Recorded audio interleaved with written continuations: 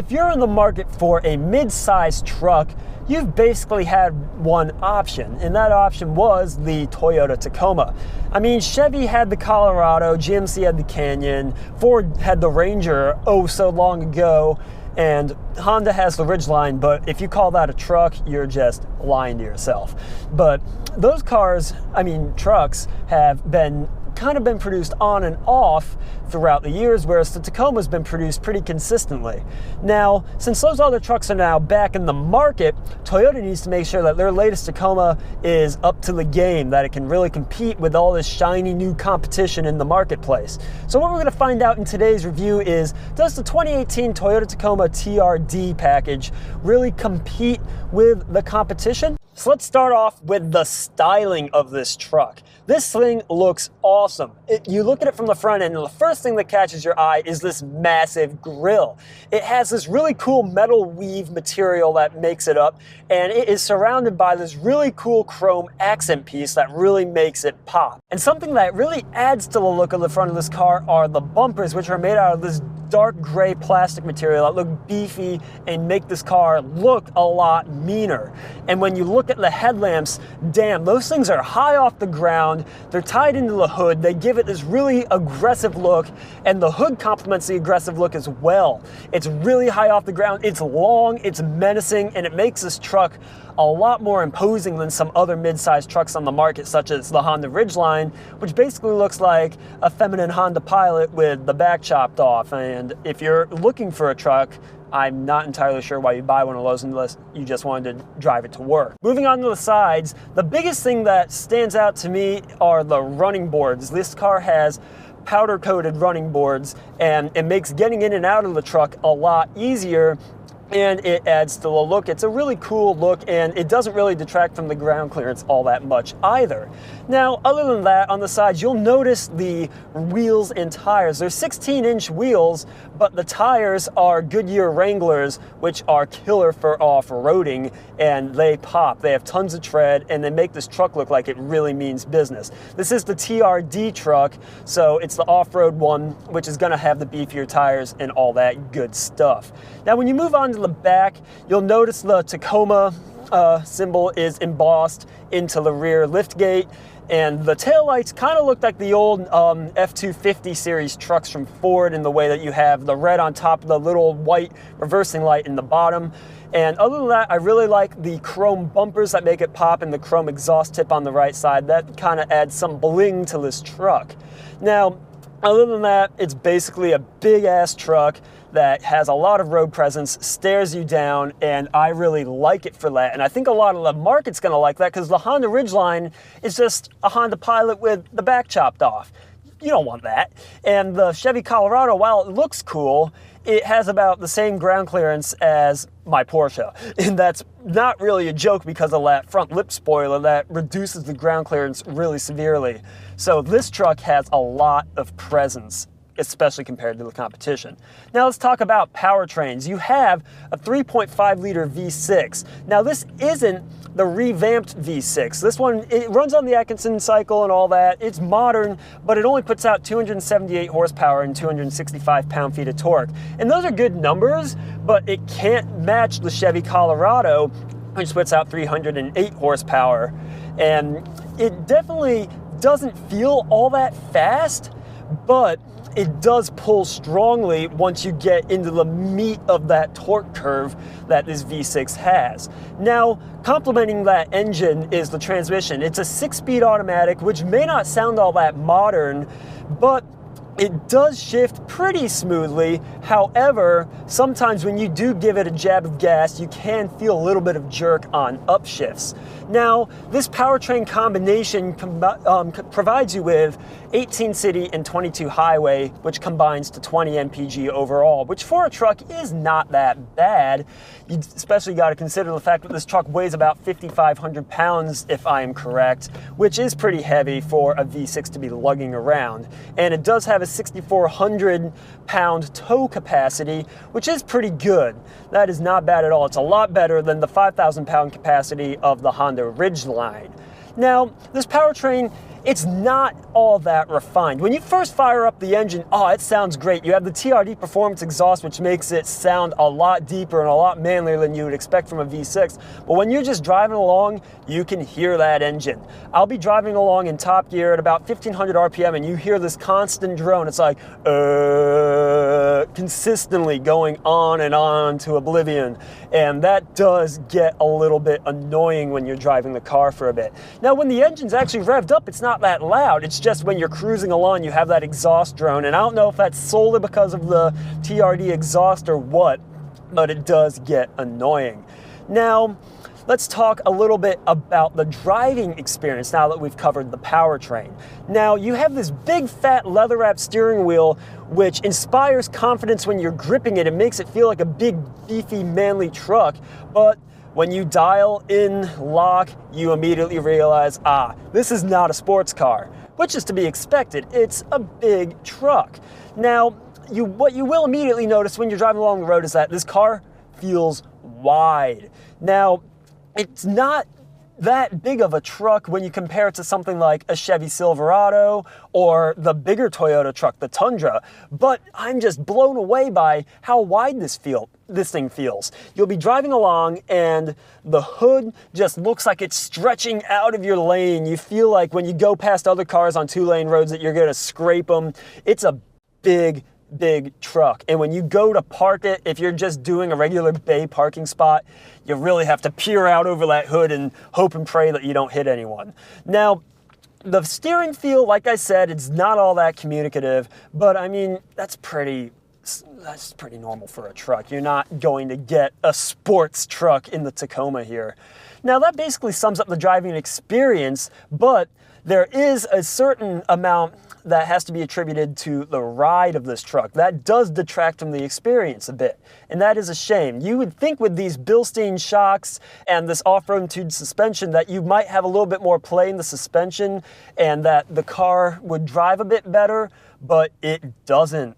It soaks up big bumps pretty well, and I attribute that to the Bilstein shocks for going off-road, but when you're just driving along smooth pavement, it's bouncy. You go around like this. You're driving around town. That does get a little bit annoying. And it's not just the bounciness. There's just this ripple motion when you hit minor bumps that ripples throughout the whole truck.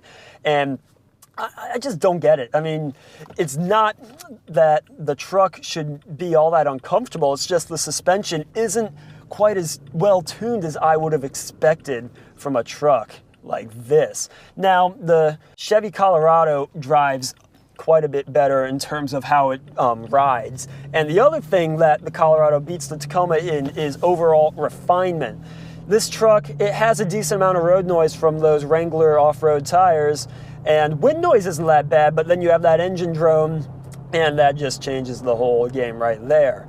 But like I said, you don't get all these off-road goodies on the Colorado or on the Ridgeline for that fact. This car, besides the TRD performance shocks, the Bilsteins and all that, you also have a locking rear diff, a limited slip diff. You have part-time four-wheel drive, full-time four-wheel drive, high and low, which is awesome, and you can also go into two-wheel drive. You also have crawl control, which you access from this dial up on the headliner here, and whenever you do that, your balls grow and you feel like a total boss. It's so cool to access, and you basically use that to control the speed. So when you're off-roading, let's say you're rock crawling, for instance, you can set the speed and it will maintain that speed without you having to be on the gas. Now, that's a really cool feature for when you're off-roading. And when you combine that with the locking diffs, 9.4 inches of ground clearance, the Bilstein shocks, the TRD tuned suspension, this thing really works off-road. And you can see videos on YouTube. I haven't been able to actually take this in off-road because I live in suburban hell, but videos on YouTube will show just how unbelievably capable this thing is off-road. Now, let's talk a little bit about the interior of this truck. The first thing you'll notice is that this is much more of a workhorse, and it's designed to be that way. When you hop in the Ridgeline, it's like hopping into a Honda Pilot. It's leather-lined, soft-touch dash, all those goodies, but in this thing, it's styled to look like a work truck. Everything is either square or circular. You have these circular air vents that have these nice chrome accents around them. That looks pretty nice, but the whole dashboard is basically modeled after a rectangle. And I mean, it's all hard touch plastics and basically everything you would expect from a work truck.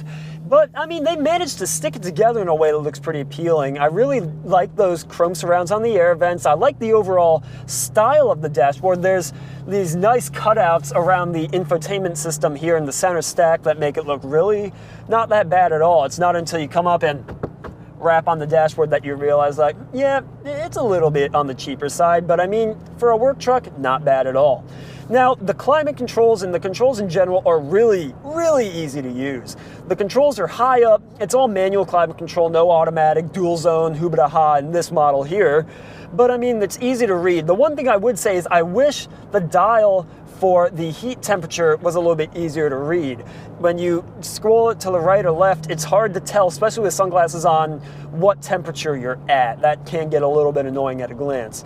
But this car has some really cool features. You have a 7-inch touchscreen display, no navigation in this one, but I mean, the graphics are a lot better. I mean, it's standard Toyota, and I feel like they could definitely do more to make their infotainment systems pop, but the screen responds super quick, just that easy to turn on the radio, and I really like the fixed buttons on the screen as well for volume and tuning and all that good stuff. You don't have to actually go into the screen and slide a bar or any of that garbage. And there are some other really nice features. You have wireless charging, which is really cool to have in a truck. You have some USB ports. You have what they call ECT power mode, and what that does is make sure that the transmission is a bit sportier, responds a bit better, but they do say that it'll hurt your EPA fuel economy, which is basically them giving away the fact that they tune the transmission for the EPA run cycle. And I mean, when you put it in ECT power mode, it makes the car a lot easier to live with, because when you're driving along, normally the transmission is always in the highest gear and then you get that drone, and then when you hit the gas for some power, it takes a little while to get the downshift and actually get into the meat of the powertrain. But when you push that ECT button, it alleviates a lot of that at the sacrifice of your fuel economy. Now, the Tacoma's interior has some pretty decent seats. Now, they are boring to look at. It's just gray cloth with these kind of just random lines all over it in a lighter gray. I don't really know what type of pattern they're going for there, but I mean, they're actually not that bad. I mean, I can give it the standard complaint of, oh, not enough lumbar support. And I mean, for me, that is true since I'm a taller driver, but I think most of the buyers will be pretty satisfied with that. The one thing I'm not satisfied with is the fact that it has manual adjustment.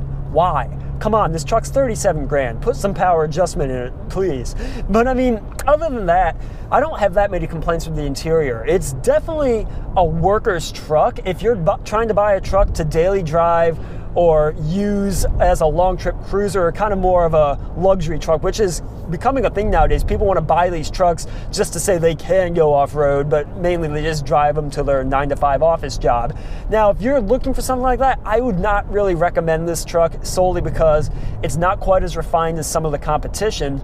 But if you're looking for something to take off-road or really use as a worker's truck, I would highly recommend this. And especially because of the bed. This has a 6.1 foot bed, and it also has a power outlet back there and a bunch of really nifty storage cubbies, and it has a drop-in bed liner, which will keep the bed from getting destroyed if you're actually doing some work with this thing. And it also comes in with an integrated tow hitch, tow package, and all that stuff, which makes it even easier to do stuff like that. And the rear window right here, it slides open, so that way you can stick longer stuff in here. In the back, you have pretty much no leg room. If you feel like cutting your legs off at your pelvis, feel free, and then you can fit back there pretty comfortably. But I mean, I think the comfort you gain from sawing your legs off would be replaced by the pain of having no limbs. I mean, that'd probably suck a lot, so I probably wouldn't stick anyone back there. But there are some pretty cool storage cubbies under the seat bottoms, which, as you may or may not be able to see from the camera angle, fold up so you can stack a lot of stuff back there, and you have those cool storage cubbies. Makes this truck pretty practical. So talking about the Tacoma's personality now, I would normally say that a Toyota product doesn't have all that much personality because they're engineered to sell in massive numbers and basically exist for hundreds of thousands of miles for generic customers to get to and from work or whatever they do. And I mean, that makes them great cars, but they don't really stir your soul. Now, this Tacoma is a little bit different because when you're driving along, yeah, it has all these annoying things such as the engine drone and the slightly choppy ride and all that, but you drive this thing and it is huge. You feel like a man. Like I said, you drive along the road and your balls are growing in diameter. It's uncanny, really.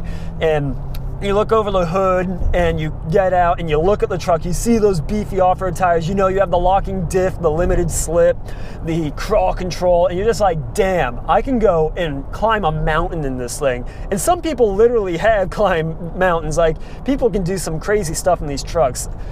This side of a Raptor, I don't think you're going to be able to find anything that's better off-road than this thing is, and that really is the testament for this car. If you want a car that you can drive daily and you want to be able to just have that truck that you're going to be able to take to your 9-to-5 job and be like, yes, I have a truck, I'm a man, you're going to want to probably go ahead and buy yourself a Honda Ridgeline or something like that. But if you actually want to use the truck for some serious trucky stuff like working, hauling stuff, carrying stuff in the bed, towing, off-roading, this is really the only mid-sized truck you should be considering. And I think Toyota realizes that because they didn't really try to make it a refined truck. They tried to make it a workhorse, and a workhorse it is. I'm really impressed with the capability that this truck has. And I say that just as a lifted Raptor drives by. But yeah, I mean, this thing's awesome. For 37 grand, hell, I mean, you can't get much of a better work truck than this for 37 grand unless you're trying to get a full-sizer. Now, I think that just speaks for itself. As always, thanks a bunch for watching our latest video. If you like the content, feel free to go ahead and subscribe. Smash that subscribe button, click the notification bell so you can stay up to date with our latest videos and other content. And as always, I look forward to having you guys tune in and watch our next video.